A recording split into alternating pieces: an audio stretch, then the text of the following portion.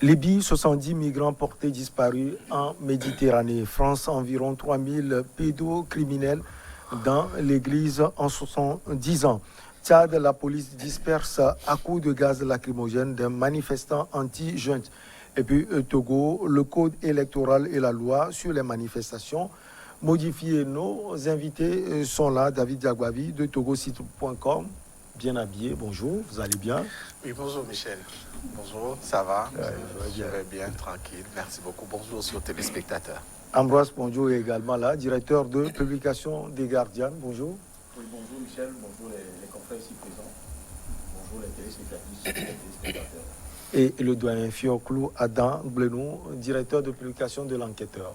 Bonjour. Bonjour, chers confrères, bonjour téléspectatrices et téléspectateurs de Noweb TV. Allez, on va parler donc de la Libye. David, on commence avec vous, avec 110 migrants qui sont portés disparus en Méditerranée. Ce n'est pas la première fois.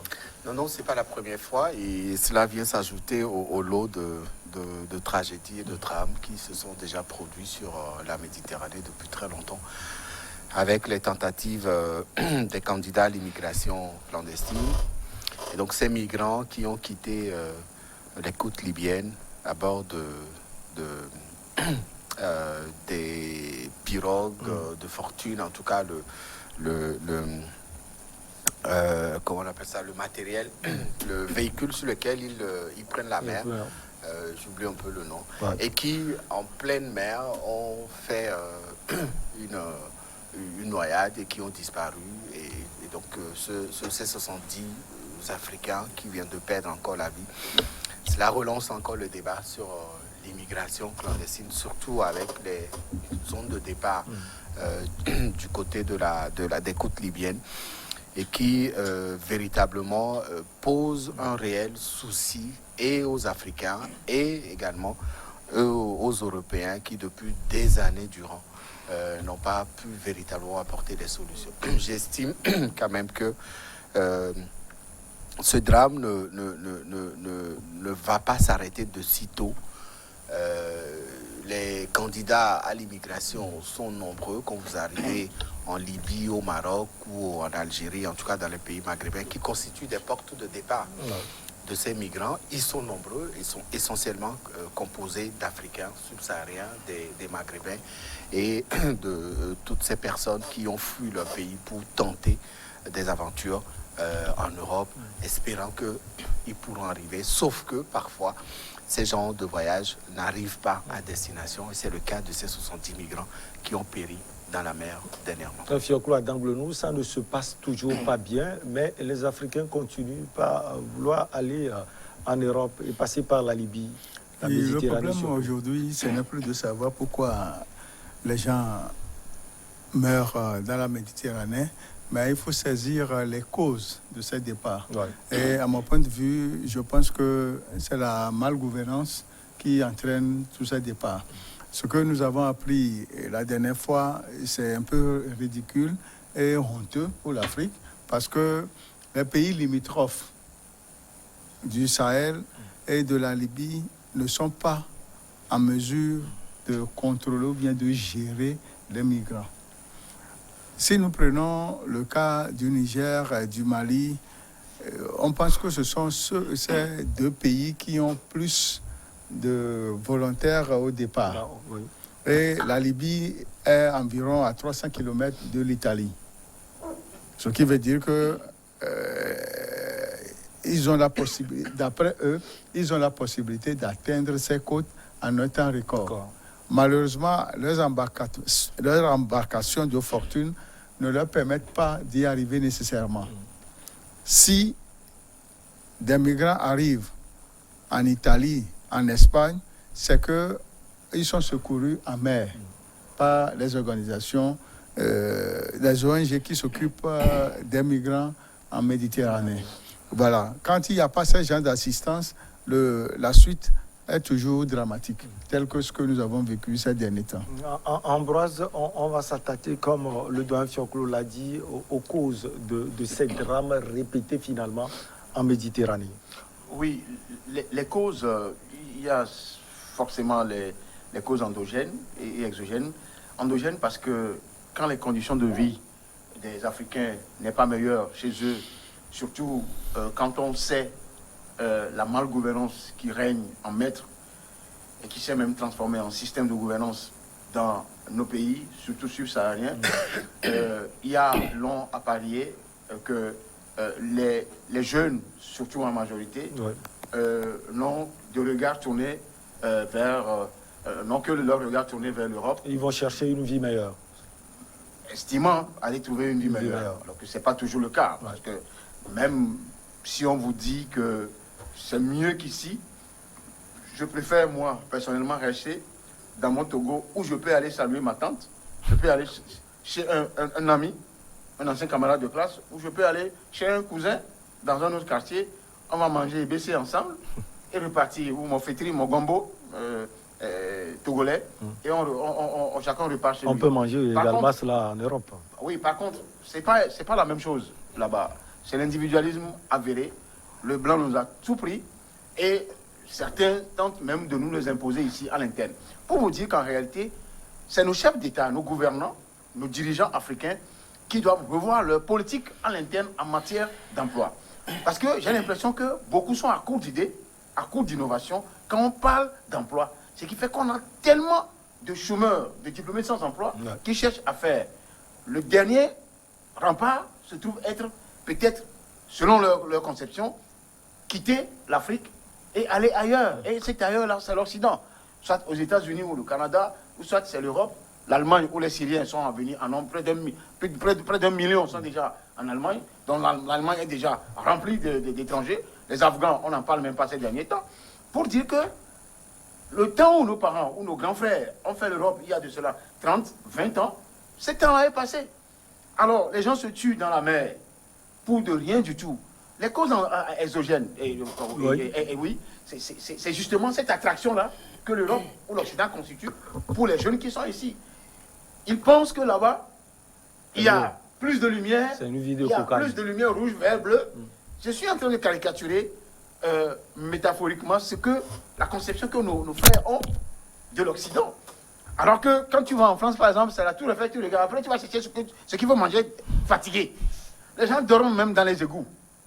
Donc si au moins cette image-là, on fait le retour de cette image-là, ici, et que nos frères qui ont leur licence ou leur bac, qui se cherchent, ils ne trouvent pas, alors qu'il y a des petits métiers qui peuvent résorber de façon très facile le problème. Si la gouvernance locale est mieux concoctée, tout comme j'entendais la dernière fois, en Angleterre, on cherche les bouchers. On cherche au moins 2000 bouchers pour pouvoir combler le vide qu'il y a en cette période d'approche de fête, parce qu'il y en a plus, il y en a plus.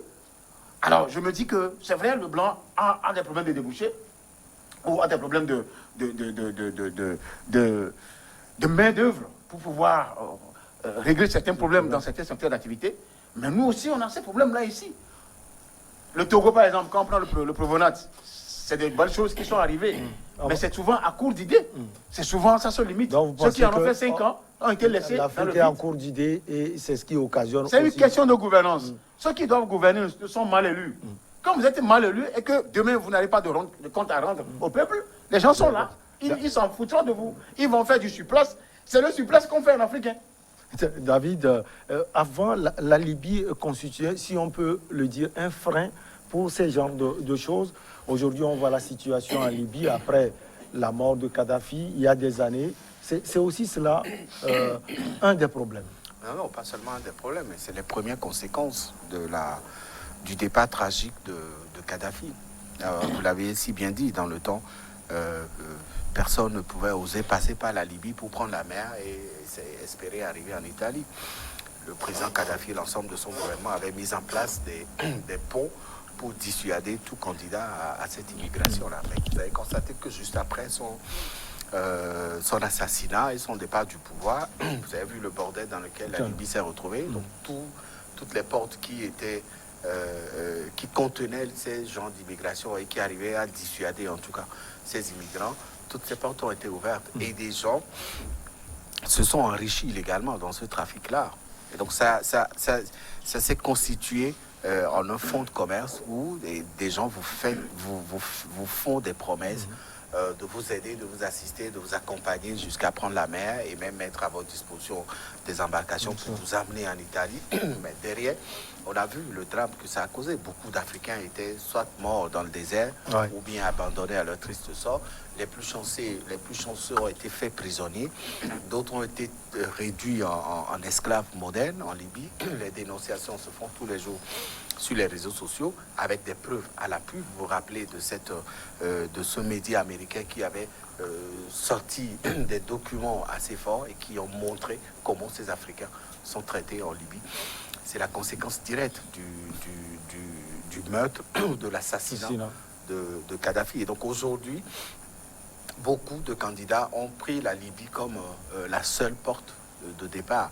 C'est vrai, Fiocchi disait tout à l'heure que la Libye, elle est à 300 km de l'Italie. Oui, mais quand vous arrivez au Maroc, vous avez... le détroit de Gibraltar. Voilà, le Maroc est à 30 km de l'enclave espagnole.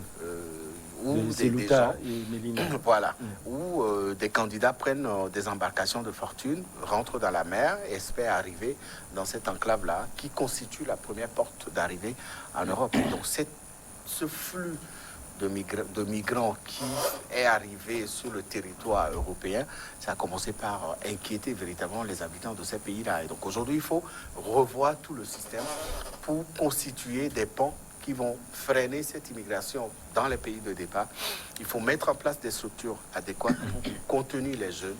Il faut ouvrir des opportunités pour que les jeunes puissent véritablement trouver à faire. Parce que la raison principale du départ à ces immigrations, c'est l'instabilité, c'est le chômage, c'est l'injustice, la famine, etc.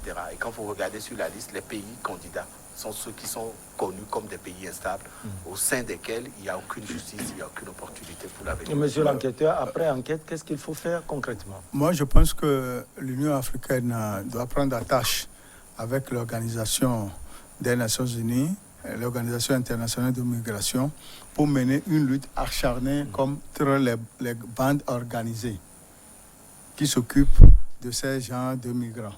Parce que il leur faut des promesses. Puisque hier, sur France 24, un Camerounais qui a suivi le même circuit, qui s'est retrouvé en prison en Hongrie, en prison en Bulgarie, mais qui aujourd'hui est en France très bien assis. Il a parlé de la manière dont les choses se passent, qu'on vous prend par exemple 1 million de francs CFA. On vous propose des logements et autres. C'est quand vous arrivez en Libye que vous constatez que tout ce qu'on vous a donné comme promesse, c'est le contraire. Et au cours de ce périple, il avait eu au moins 19 morts. 19 morts. Il a eu de la chance. Et lui, il a eu de la chance. Ça, mes aventures, c'est le fait de se retrouver en prison en Bulgarie et en Hongrie. Mais néanmoins, il est arrivé à ses fins. Ce qui veut dire que sans une lutte acharnée contre les bandes organisées qui s'occupent de ça, rien ne peut marcher. Et en Libye, il y a d'autres groupes qui considèrent la peau noire comme des esclaves et ils font tout ce qu'il faut contre eux. Les violations flagrantes des droits de l'homme, c'est-à-dire le racisme, tout ça, c'est mêlé à ce genre d'activité. Donc, il appartient à l'Union africaine et à l'Organisation des Nations Unies de se pencher sur ce problème pour trouver une solution idoine. En une minute, l'Union africaine amorphe plutôt. Est-ce qu'elle peut faire quelque chose, Ambroise? L'Union africaine ne peut rien faire s'il n'y a pas une volonté manifeste des États européens de s'organiser. Aucun État européen ne veut s'investir dans cette histoire. Il y en a eu tellement de cris d'alarme, même le pape, depuis, on a fait un cheval de bataille, mais ça n'a pas marché tout simplement parce que c'est une question de quota. Quelle personne devait prendre? L'Espagne, avec Pedro Sánchez, je crois, avait déjà ouvert ses portes et ça lui a créé des ennuis vis-à-vis de ses pairs européens. L'Italie, qui aussi se plaint à chaque fois parce que je ne voudrais pas être un peu dur avec certains pays, mais il y a des pays qui sont à connotation raciste, qui ont même tendance à être réfractaires à la présence même d'immigrés ou de ces migrants-là sur leur sol. Oui. On n'en parle même pas de certains pays de l'Europe centrale, et de l'Europe de l'Ouest. Je crois que l'Angleterre était aussi une terre d'asile pour beaucoup de migrants. Malheureusement, il y a ce qu'on ne dit pas très souvent, c'est qu'il y a tous les jours que Dieu fait, chaque 24 heures, il y a des morts. Ouais. C'est ceux-là que les caméras ont vus, que nous entendons sur les médias. Malheureusement, c'est vrai qu'il y a salué ces ONG humanitaires qui sont là à sauver des vies, même contre la résistance de certains États de la côte méditerranéenne, européenne. Mais on se dit que qu'est-ce qui oblige les gens, quand on parlait à l'instant des causes, je me dis qu'est-ce qui oblige forcément les gens à aller. Il y a aussi des stéréotypes familiaux dans les pays du Sahel. Le Mali, quand le grand le plus âgé des garçons, on l'envoie, c'est pour venir, c'est pour aller pour pouvoir sauver la famille. On cotise, on vend des bœufs, au moins 4-5 bœufs, on donne 2 millions pour que la personne parte. Et pourquoi ne pas investir cela dans une entreprise? En tout cas, les causes sont profondes. Les causes sont vraiment multiples, mais il va falloir trouver... L'Union africaine, d'abord, est une institution sous-traitance d'autres pays occidentaux, de puissance, donc ne peut rien faire sans la volonté des États européens qui, en principe, doivent accueillir ces gens-là. Et bizarrement, les mêmes migrants qu'on rejette, c'est eux qui deviennent les ouvriers dans certaines activités en Europe. On va marquer juste une petite pause. On revient après pour la suite avec nos invités.